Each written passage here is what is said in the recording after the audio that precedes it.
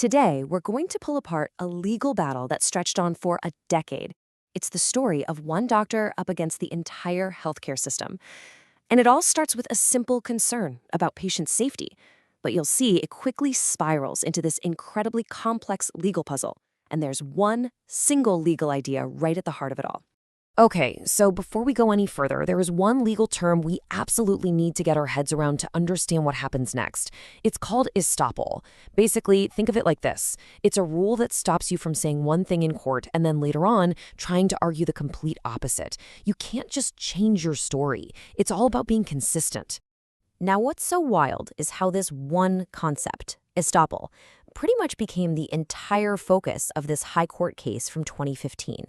I mean, the defense's main strategy wasn't even to argue the facts of what happened. Nope.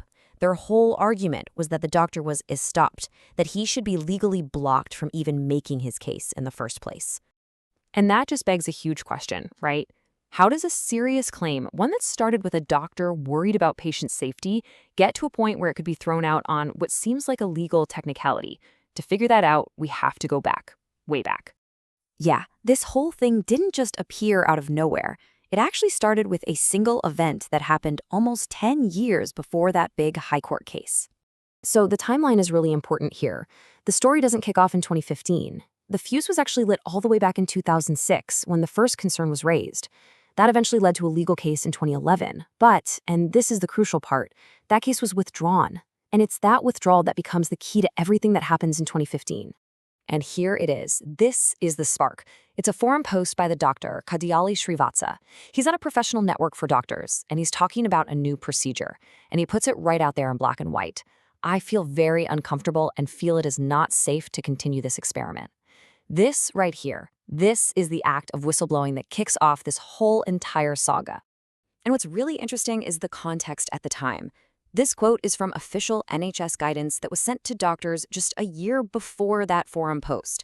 It literally encourages staff to raise these kinds of concerns to improve patient care and better manage risk. So you look at this, and it seems like the doctor was doing exactly what the system was telling him to do. So how did we get from that one safety concern to an all-out legal war? Well, according to the court documents, the conflict blew up way beyond that single forum post. And when you look at the list of grievances, which were actually detailed in the defense's own legal filings, it was huge. I mean, we're talking about all sorts of stuff here, from claims that his concerns were ignored, to a hostile work environment, to being suspended, having his pay cut, you name it. This clearly wasn't just about one incident anymore. It was about the complete and total breakdown of a working relationship over years. Okay, so all of that bad blood led to that first case. The one filed at an employment tribunal back in 2011. But something happened there. A single decision that would change the entire course of this fight. The doctor decided to withdraw his case. And this question, this is everything. The reason why he withdrew his claim is the absolute pivot point for the whole high court case that followed. And, depending on which side you listen to, you get two completely different stories. The legal filings really lay out two totally conflicting versions of reality here. On one hand, the defense said the withdrawals showed a clear intention to abandon the claim. Case closed. It's over. Done with. But from the doctor's perspective, it was a totally different situation.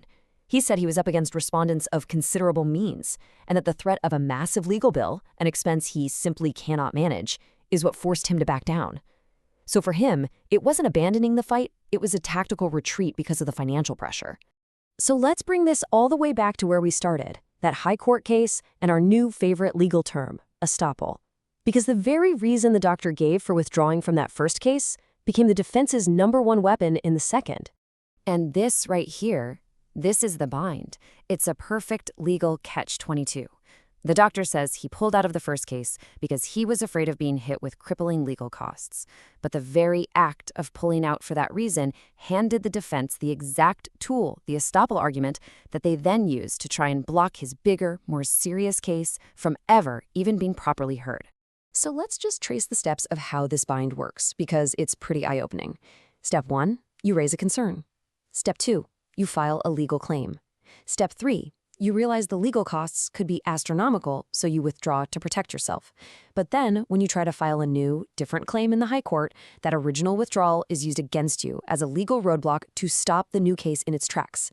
It's a potential trap for any single person taking on a huge, well-funded institution. And all of this leaves us with this really fundamental question that's so much bigger than just this one story. When it's one person versus a massive system, what really is the cost of justice? Is it just the legal fees? Or is it all the procedural hoops and hurdles that can actually stop the facts from ever getting a full, fair hearing at all? It's a question that really gets to the heart of what access to justice even means.